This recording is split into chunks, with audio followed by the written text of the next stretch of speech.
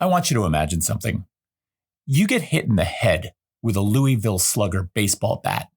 Ouch! Now, this is going to do some serious damage. It might even render you unconscious. But you go to bed, you wake up the next morning, and you feel great, like nothing ever happened. Now, one, I don't advise this ever because your doctor will tell you that if you get a concussion, i.e. getting hit in the head with a Louisville Slugger baseball bat, you definitely should not go to sleep. But you're also not going to wake up the next morning and feel absolutely fine. Unlike Dungeons and Dragons, when you go into battle, sustain significant damage, possibly are rendered unconscious, and take a long rest, you're magically better. This is a busted mechanic in Dungeons and Dragons. How healing and resurrection work in this game need some work. And on today's episode of iCast Guidance, Garrett and I are going to be talking about how to make this a more interesting component of your game. Stay tuned.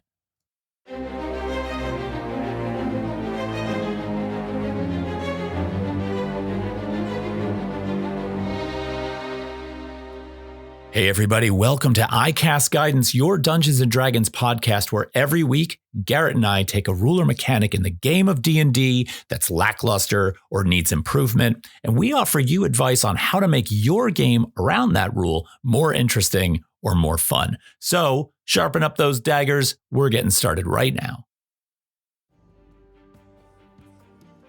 Hey everybody, welcome to iCast Guidance, your D&D podcast where we're going to be talking about various topics around Dungeons & Dragons 5e, other tabletop role-playing games, and who knows, whatever you guys bring to the table. So you can get in touch with us by following us on our YouTube channel and actually watching some of our videos, commenting on those videos, and we will bring those comments into questions that we answer on this show and maybe even do whole shows around what you're looking for. How's it going? Good morning. Good morning. It's going great. Yeah, it is. We're having a good morning? So far, so good. We're going to have a good chat? I think we are. Yeah. So far. And I think healing and resurrection for a topic today is appropriate given some of the stuff that went down in my life yesterday. I mean, I didn't die, but I almost killed my kid's bird by accident, which was just horrifying. Maybe there was a little divine intervention there. There had to be. So, I mean, for those of you that are listening, I have a deck that needs a lot of repair. The bird likes to be in its cage outside. And for a moment while I had to move something, I put the bird's cage on the railing of the deck, which is up 2 stories. And then I tripped, lost my balance, hit the cage, and it fell the whole way down, smashed into a million pieces, crushing the bird. I panicked, ran down there, grabbed the bird, picked it up. It was injured. It failed its deck save. It really failed its deck save in the worst way. I feel so bad. And then I brought the bird in. Thankfully, we had a spare cage, kind of nursed the bird back to health. And the good news is this morning, the bird's on its perch eating. It's still a little sore in the leg area. Nothing's broken. So there's a perfect example. There we go. I cast Healing Word and it's slow and they had a long rest and a little prayer of healing. Yes, a little prayer of healing. There You go. We have a broad topic to cover today. It's very broad. Yeah. It's there's a lot to talk about when it comes to healing and then especially resurrection. Right, because we've done this in the past where we decide, let's talk about. We say a topic, and then ultimately it's like, what did we say? Armor and armor class. Okay, those are related. We should talk about those together. That makes sense, right? And then all of a sudden we realize, wow, we've got a lot of material here that could get confusing quick. It's even worse today because healing should be in its own category. Resurrection. Yeah. Well, let's group them together. Let's run through it. Okay, we can do that. So we were going to start with healing, right? Right. Which, again, is one of those things where you don't realize how many ways there are to heal another player or an adversary until you really dig into it. Yeah. I started looking up spells for healing and didn't realize how many there were available in the list of spells. It's got to be 20 plus. Yeah. Different ways. Different spells that you don't even think of. Right. And that's, I think, where our listeners would be confused, right? Yeah. You there's always your standard spells as you always go to and think of. And this is where I got not confused, but surprised in seeing what was out there. You always think of your healing words, your cure wounds, your heals, your masses. But then you've got to think about the little ones. You've got Armor of Agathis. You get hit, you get healed. Right. It's, there's different auras. There's Vampiric Touch. Right. Give me some of your hit points. Exactly. Heal me. Exactly. Which I love, by the way. That's a favorite of mine. So many different spells that actually provide healing that aren't your standard go-to for healing. Right. So it was surprising seeing how many different options there were.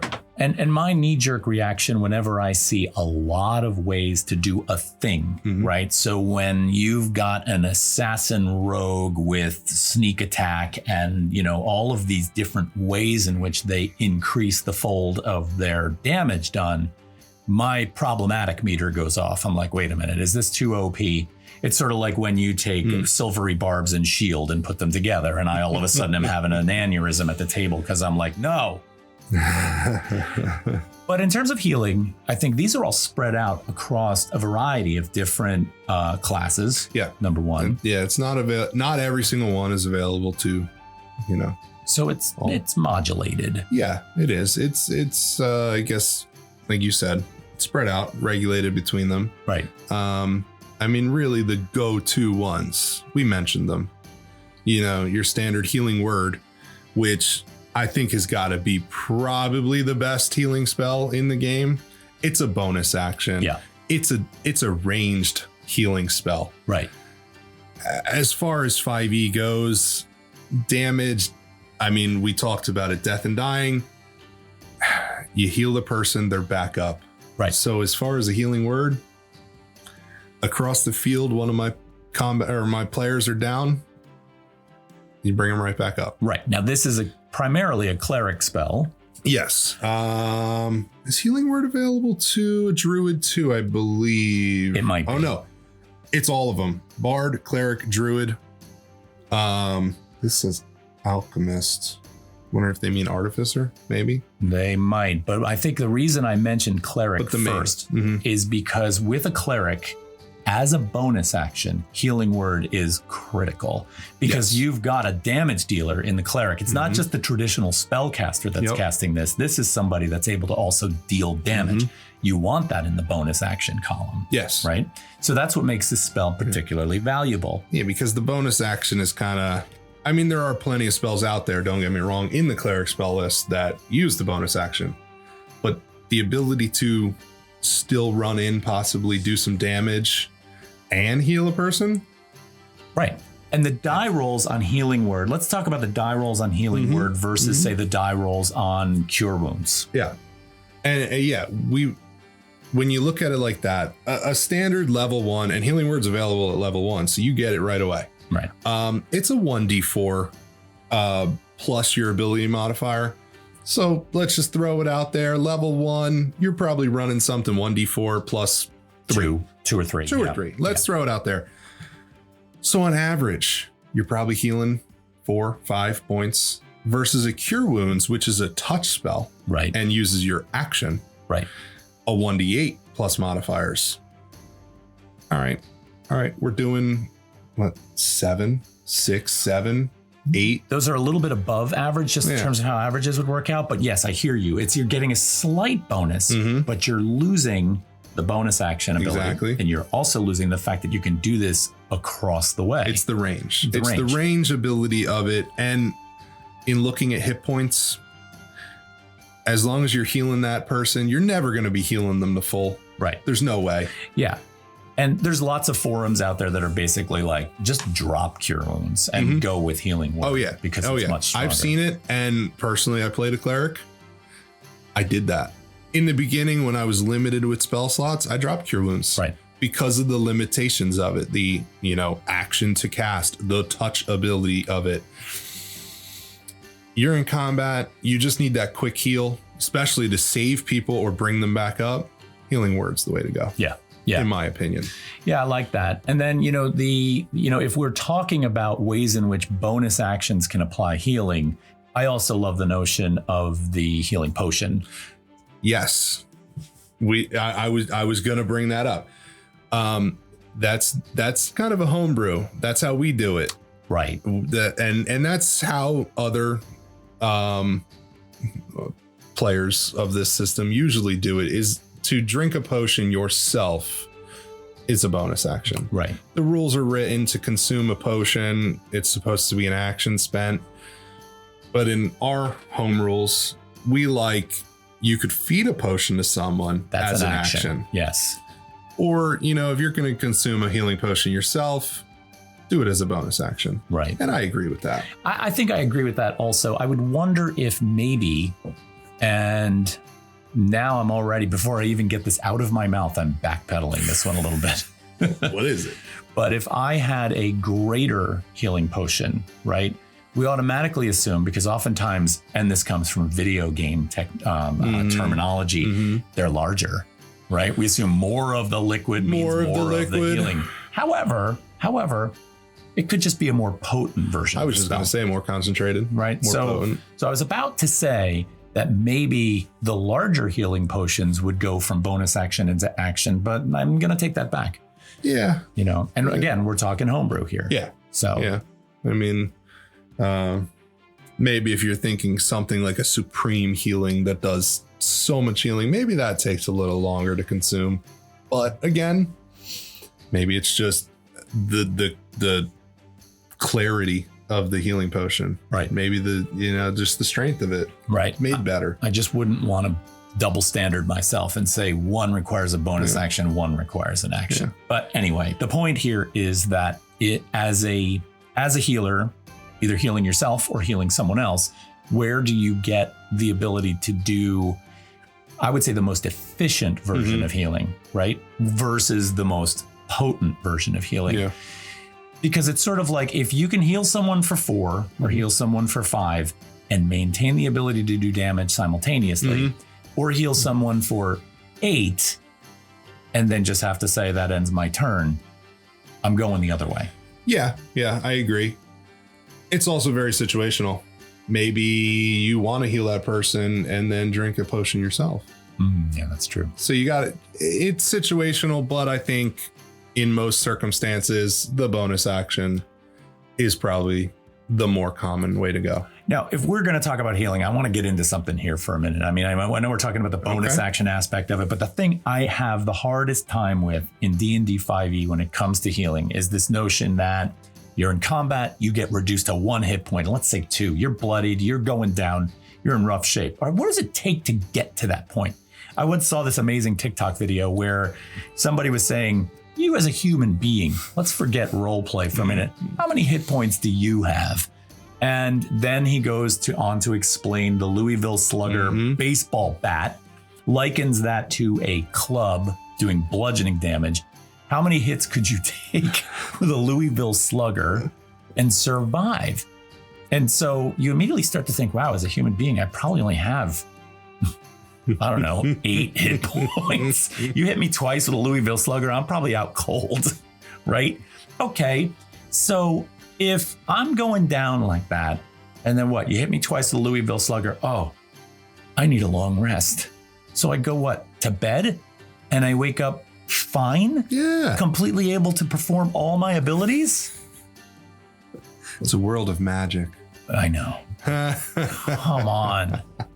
I agree with you. I agree with you. And I'm not throwing, I'm not saying here that Dungeons and Dragons sucks because I can't. That's unrealistic. Okay, fine. It's all unrealistic, which I love.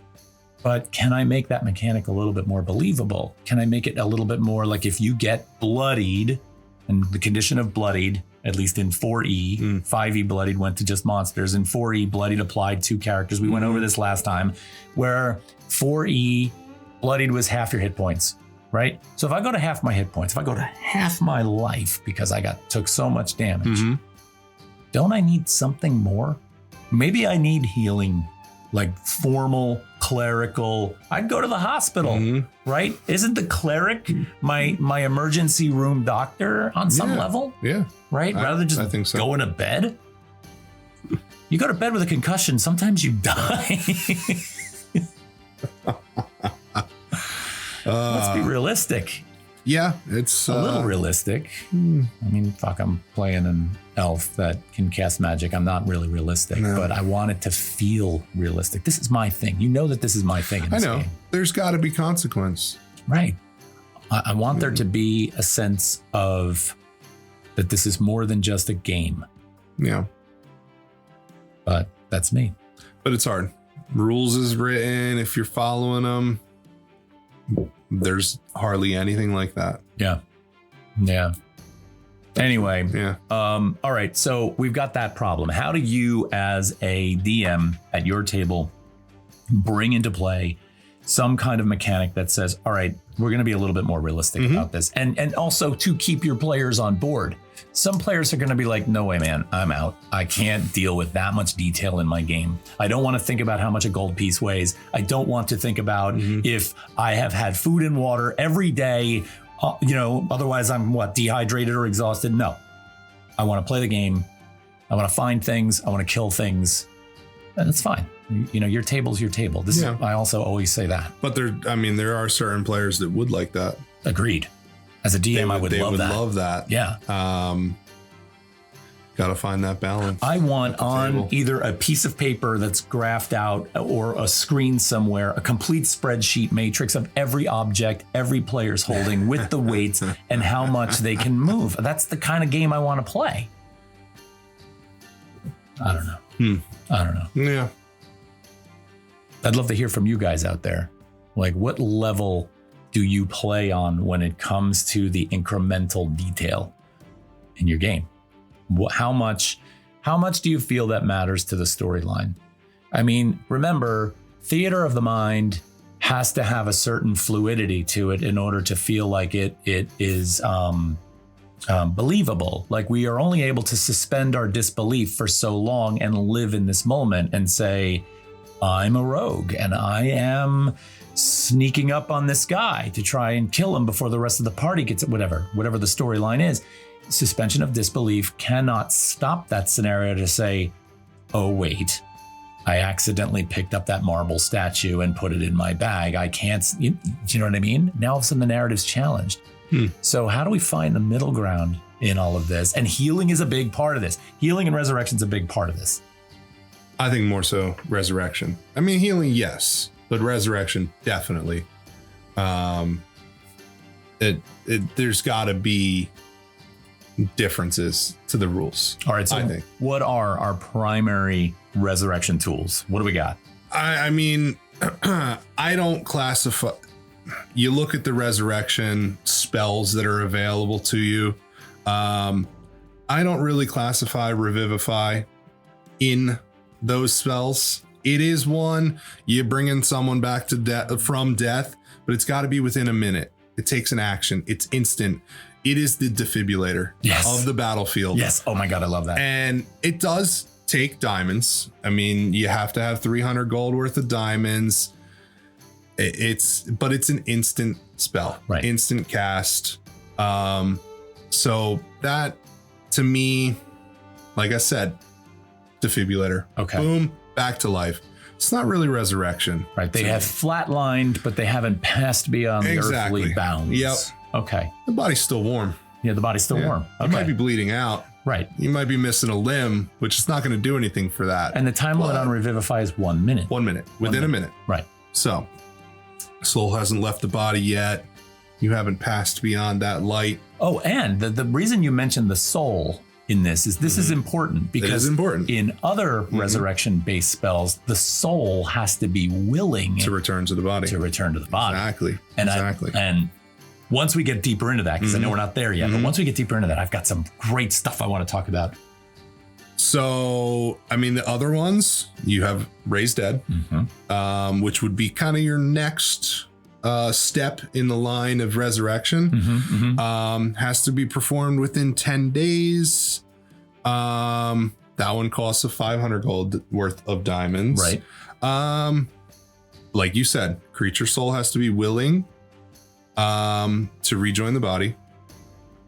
What else on that one? Well, it takes an hour to cast. That one does take an hour to cast. So this is a ritual cast. Yes, it is a ritual. It is a process. It's not an instant type thing. And it does have rules in there for its strenuous coming back. You take a -4 penalty to all attack rolls, and one of those, an ability check, saving throws, that reduces every time you take a long rest. Right. So the game, I guess, rules as written, has a little penalty to being brought back to life after a period of time. Yes. But is that enough? Yeah. Is it enough? Yeah. I mean, you were dead. You were fully dead. Right. We're talking 10 days here. Yeah. Up to 10 days. Right. Up to 10 days. Yeah. You probably had to have wait, does gentle repose have to come into play here? It doesn't say it has to. Raise Dead just says you return a dead creature you touch to life, provided that it has been dead no longer than 10 days. It also has a stipulation that it can't have died from old age. Yeah, what's up with that? Like, I mean, hold on a minute. I want to look up something here. I'm looking up, I want to look up gentle repose because I think I should have had this queued. So I could read it. So with gentle repose, I mean, basically the corpse is protected from decay and can't become undead. And the duration on that is 10 days. Okay, so let's just remove the component of can't become undead for a second. Yep. We're protecting the body from decay. It would assume to me that Raise Dead and gentle repose are interlinked on some level, almost as if, I agree. because if the body begins to decay, maybe there are different ways in which we can calculate that. So you're in the desert, it's the hot sun, you're breaking down fast. Yeah. In the spell's description, it does talk about it closes all mortal wounds, but it does not restore missing body parts. If the creature is lacking any body parts or organs internal for its survival, its head, for instance, the spell automatically fails. Yes. So if your body has decayed too much, Right. that's an aspect that I think you could bring in. Yeah. So this is where I think gentle repose becomes a non-necessary but bonus kind of helper in this situation. Right. Yeah, I think it's a kind of pivotal point to bringing that person back. Agreed. You can't do it right away. It's got to be within 10 days, but how much of that body was lost Right. in those 10 days? So you know me, I always go to the narrative here. I loved the part about how Revivify was the defibrillator of the game. The soul hasn't left the body, et cetera, et cetera. So in Raise Dead, I feel like in Raise Dead, you've got that really, really interesting narrative component of how the body is decaying, if gentle repose has been cast or not, so on and so forth. I agree. Yeah. I agree. I think you got to kind of play that as it goes. Yeah. Really. Like you said, if you're in the desert, you might have some limited time. Right. But it's also, I guess how much the DM wants to change that aspect of it. Right. But being resurrected shouldn't be so easy. Agreed. I think it's too easy. Yeah, I agree. In the rules as written. So let's move on to the next level. Okay. Do we want to talk about reincarnate? Well, I would say that resurrection comes before reincarnate. Would you? Okay. Would you agree? Because it's a whole kind of different. It's like a sidebar. It's a sidebar. Reincarnate's a sidebar. So resurrection would be there. that's your kind of your big one. Yeah. It's not the biggest, but that's kind of your big one. Also an hour casting time. Right. So it's a ritual type scenario. Right. 1,000 gold diamonds. It's a pretty hefty diamond. You touch a dead creature that's been dead for no more than a century. A century. So, I mean, I guess body parts. Well, let me look at it restores all necessary body parts. So body parts are no longer an issue here. You need to have a chunk of body. Yes, it restores any missing body parts. Correct. So now gentle repose is out the window. Yep. We don't even have to worry about that. We could basically dig up a bone, a femur from a gravesite, and we're able to resurrect that. Exactly. So Again, I think it's a little lame. It comes with the same stipulations that coming back from death is difficult, and it inhibits a -4 modifier to pretty much everything. Say you've been dead for 100 years. Let's talk about that for people that don't understand what that is, that -4 modifier. So it's a -4 penalty on any of your ability checks, attack rolls, saving throws. So, I mean, let's just bring up a really quick topic. Yeah. Because rules, if you go below 0 intelligence, don't you die? Intelligence or constitution? No, I thought it was intelligence. You might, because you're brain dead. Yeah, because I don't know. Maybe that's a topic for another time. But is the modifier to the rolls you're making on checks and saving throws, or is the modifier to your actual ability score? No, it's attack rolls, saving throws, and ability checks. So it doesn't change your score. It's just your checks. Rolls. So okay, so that doesn't have justification here. Right. But you're reducing your ability. But I still think if you came back from being dead 80 years, yeah, are you getting right back into it? Well, no. And I think that -4 isn't quite enough. That's what I'm thinking. I'm wondering if, let's just say for a minute that, how would we do this? I mean, it's possible to reduce your actual ability scores to say 3 and not go below 3, which would impose almost the same penalty, right? So there is an extra stipulation here for resurrection that if you've been dead for more than a year, it taxes you greatly beyond the -4 right. to your attack rolls.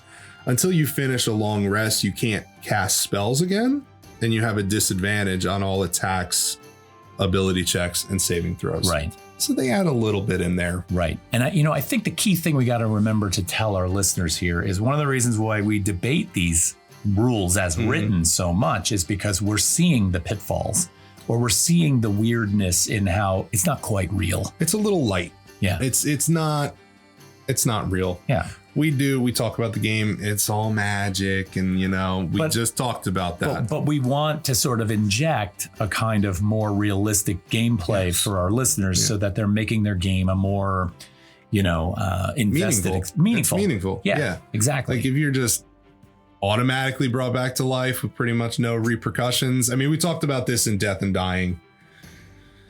But again, I think there should be a little more repercussions. Yeah. A little more penalties, maybe. Yeah. But figuring them out. We also have to remember that, just in terms of the realism, when we talk about revivify and raise dead, these are probably things that are going to get cast on party members. When we get to resurrection and true resurrection, which we'll talk about in a second, these are things that are going to get cast on somebody we've not encountered, because we're probably using them on someone that's over 100 years dead. Right? Yeah, probably. That to me says that the storyline is requiring something deeper. Why would I resurrect someone dead more than 100 years? Well, maybe they had valuable abilities against an adversary. Maybe they had information that I absolutely needed. Long lost family member. Correct. And speak with dead wasn't enough, right? I just didn't want to ask 5 questions. I needed to employ this person on some level. You bring up a good point there. Yeah. So I think that once we get to the actual usage of these things in the game, the applicability of it is going to obviously vary, right? What's the difference between resurrection and true resurrection? Okay. So we missed one little thing in resurrection, that it doesn't affect a creature that is undead. So, because we got to bring that in, because in true resurrection, you have a longer timetable. We're up to 2 centuries now. Up to 2 centuries. Again, can't have died of old age. They don't want you bringing back, super elderly. Right. Again, the soul has to be free and willing to return to the body. Which I still want to get to. Yep. That one regains you to all hit points. Everything as far as limbs, organs, everything automatically replaced. So you could have a shard of a bone. And if the creature was undead, it is restored to its non-undead form. Yeah, that's a good one. That's a good one. I like that. The spell can even provide a new body if the original no longer exists. In that case, you must speak the creature's name, and it automatically appears. That's amazing. And so here's a couple of things with this. So we were talking about how the soul being willing, et cetera, but there was something else that you said. Not about the dying of old age. It was about the free and willing. That's the soul. That's the soul. But there was something else. Was it the undead aspect? It was the undead aspect. Bringing it back to its non-undead form. So going into the whole world of fiction and narrative, if you have a storyline about how this person became a lich, and then the lich dies for whatever reason, can't get back to the phylactery and dies. Now you cast True Resurrection and you get pre-lich NPC. Okay, awesome. What is the difference between pre-lich and lich that can now sort of become part of your storyline? This could be an amazing sort of turn of events. This one's expensive. This is end game, 9th level, 25,000 gold point, like diamond. Yeah, it's a big one. Yeah, it's a big one. It is. And so, I want to go back to the soul being willing to come back. This is the part I love.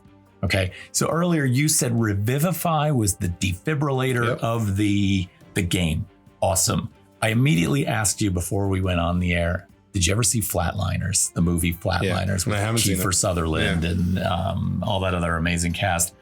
It's kind of a cheesy movie, but I got to bring it up here because what is it about? Well, it's about these 5 genius medical students that are probably at some Ivy League school, and they're obsessed with death for whatever reason. And one of them decides he wants to be coded. He wants to go flatline and see what's out there. And he knows his fellow medical students will be able to bring him back. So the defibrillator, they're basically casting Revivify on Kiefer Sutherland, right? And so where does Kiefer Sutherland go once he flatlines? And you see it in the film. I'm not going to give away anything about the film. However, as a DM, this is gold material, right? Because we're going to assume that maybe not with Revivify, but let's move to Raise Dead, because that's the first spell where the soul has to be willing to go back to its body. If my player who's died is sitting at the table, I haven't ostracized them from my table while they're dead. At the moment the party is trying to cast Raise Dead, I'm going out in the hallway or into another room with that player who is dead. And not only am I going to say, I'm not just going to be like, is the soul willing or is the soul? No, I'm going to be like, here's what you're doing right now. Because, okay, whether or not I believe in the afterlife is irrelevant. This is the game, right? You've passed beyond the earthly bounds. You are running through a field of flowers. The air is in your hair. It smells of mint and juniper. You know what I mean? Like, I'm going to describe something that, or you are fucking tortured because you lived a horrible life. You are being torn to shreds by a force of whatever, right? I want that person to really have some decision making to do. Is the soul willing or not? And then they're going to answer that in the hallway for me. And then when I come back in, I'm not telling my other players that are trying to cast Raise Dead what's happening there. I am simply going to let them do their thing. And when they turn to me for the decision, I know what the decision is, because that one point, soul willing to return to the body, is so clutch. I love that. I love that. I agree on that. I like the aspect of that. And I mean, that's all role play and storytelling. Right. Really. Right. I mean, and I have seen some really, really interesting homebrew house rule situations where your death, you're the player in the game, the player character's death has consequences for the player themselves. So for example, in our game, you're out later. I don't want you anymore. I mean, not that severe, obviously, but I say if you die in the game, you die in real life, right? you're probably going to want the soul to come back in that game, unless you hate me and you don't like the way we play. So you're like, no, I'm out of here. See you later. But I have also seen other house rules where if a player loses a character, they go up a level as the player. And now the player gets to apply new boons to the next character they generate. Now, it's not that simple. They're not discarding characters left and right, but you might say, I think it's time to retire this character. The soul is unwilling to go back to the body. I'm going to let it go. Cool. DM comes back into the room. Party has no idea the soul is unwilling to come back. They go through all this trouble. They waste the diamonds. They waste the effort and the time. Body does not come back to life. Done. We take the character sheet. We staple it to the ceiling of the game room. They're done. I think certain house rule situations, death is a force that propels that player to a new place. Of course, this is the idealistic DM trying to think that this is more than a game and everybody wants to be as invested as I am. I hope you do. But I kind of like this mechanic of you coming back, or you're not coming back. So, should we circle back to really quick the reincarnate? Absolutely. spell? Absolutely. We gotta do reincarnation. I just going through this research and looking into this, I didn't even know about this spell. Right. Like, honestly, because I've never come across it playing as any of the characters that I have. But reincarnate, one, doesn't use diamonds. It just uses 1,000 gold worth of rare oils. Right. So possibly easier to get than diamonds. Right. It's a 1-hour ritual, and you touch a dead humanoid or a piece of a dead humanoid. And again, 10 days. Yeah. So this is more like the Raise Dead spell. Right. But the spell forms a new adult body for it. Right. A random adult body. Right. DM rolls for it. And then the soul enters that body. Right. And you regain all of your information, and your racial abilities change, but everything else stays the same. Right. Right. Which to me is both realistic and not realistic. I mean, none of it's realistic. Let's be clear. Not, But in the sense of the definition, the concept of reincarnation, yes, you'd be in a new body, right? So that makes sense to me. Bringing all your prior knowledge with you does not make sense to me, because we would assume then that reincarnation was the accumulation of every being it was before. That seems like a lot. All right. But I see that. Yeah. But this spell is interesting to me too. I like the idea. It's just so out there. I do. I like it too. It's so out there. I can find so many weird mechanical flaws with it for how it's, I'm going to put this in quotes, unrealistic. But it's a really, really cool thing, I think, to bring into your game, where all of a sudden it's like, well, yeah, if you want to be reincarnated, there's no telling what you're coming back as. You could come back as something you despise, right? And here's something to think about with this. Number one, what if you have consequences in reincarnation for the type of character you were? Were you a lawful good character? Like, did you typically play a character that made the moral choice? Or were you robbing and stealing and doing it all wrong? Then maybe there are two tables you roll on as a DM to decide who they come back as. Maybe you come back as, I'm just going to try, you come back as a beholder, which would be freaking awesome on one level. Wow. And grotesque on another. Right? I think there's a lot of potential in that spell. A lot. You could alter that chart. You could totally alter that chart. Well, this is the thing, people. One of the things I want all of the listeners of this podcast to realize is that that's the point of these discussions, is how do we tune the dial on the rules as written to make these things more believable or enjoyable. I mean, I'm curious about what mechanics you all use out there too. But at the end of the day, it's like, for a long time, I always thought, and we said we were going to bring this up, for a long time, I always thought the wish spell was anything goes. It is the penultimate spell that basically might get used at the very, very end of a very long campaign. But when you read that spell, it's limited. It's got limitations. It has limits. Yeah, we reviewed it before talking. Yeah. And I was with you. I thought it was the anything goes spell, but it's not. Right. And I like the fact that within the bounds of the wish spell, all of the other spells we've talked about can happen, right? Even if you can't cast a spell that's 9th level in wish, because it has to be 8th level or below. But you could ask for your material components. You could get that 25,000 gold piece diamond. Yep. So, Yeah. Anyway. So within this game, healing, resurrection, reincarnation, I think these are absolutely brilliant components that will add to the narrative of the game and can, if you're a thoughtful DM, if you're a thoughtful player, and we've had this happen before, right? When we played that Daggerheart game and we had our one player who was playing, what was his name again? EI.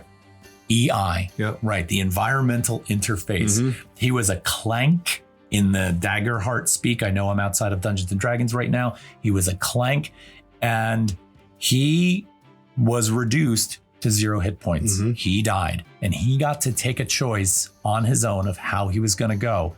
And without even thinking about the mechanics, this was the beautiful part. He just launched into this monologue about how he went down and what happened. It was beautiful. And this is the part where the player's agency and ability to sort of handle death their own way. So complicate things, make them complex, give them, death is difficult, right? Make that believability factor that much more sort of palpable by digging into it. That ritual that needs to be cast. Where are you casting that? Right? We talked about this, not in the podcast so far, but can you cast resurrection anywhere? Or should it be in a temple or a grove or, I don't know, near some holy place? Usually the person that's going to be casting the resurrection is probably linked to a deity of some sorts or nature or what have you. So does it need to be in a sanctum of that deity? Right. And what about the other members of the party? How do they affect the spell? Do you have some really problematic player who maybe hated the person that died and their general energy of disdain maybe dampens the ability rolls somehow and says, they didn't want them to come back and they're in the room. Is that a problem for the resurrection spell? Who knows? I like that too. So there are a lot of ways in which I think you guys can all sort of add some flavor to your game by really considering deeply how these things are written and then how you can tune that writing to make them a little bit more, interesting to play with. So I agree. Yeah, I agree. So this was good. I like this. This was good. I think we had a good discussion on the topic. Agreed. And I think, down the road, one of the things I'd like to do is we're going to do a podcast episode on our homebrew rules so that our listeners who hear us kind of talk about all these different options can know how we play the game and either adopt those, criticize those, whatever they want. I'm interested to see how that works. But we appreciate all of you guys listening to us out there. And you can join us every Sunday morning at 9 a.m. Eastern Standard Time to actually see the precast of the podcast where we kind of hang out, chat with our viewers, talk about questions that have been brought up. And then you'll see us launch into recording this. So you can join us for that.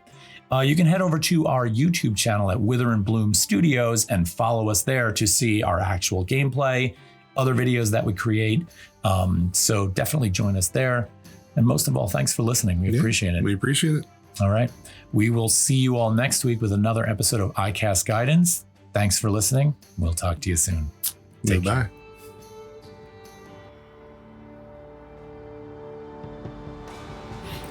All right, everybody. iCast Guidance is produced by Todd Lambrix and Garrett Brennan.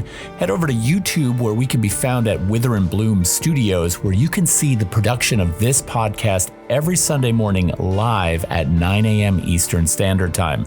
We're looking forward to seeing you there. Take care.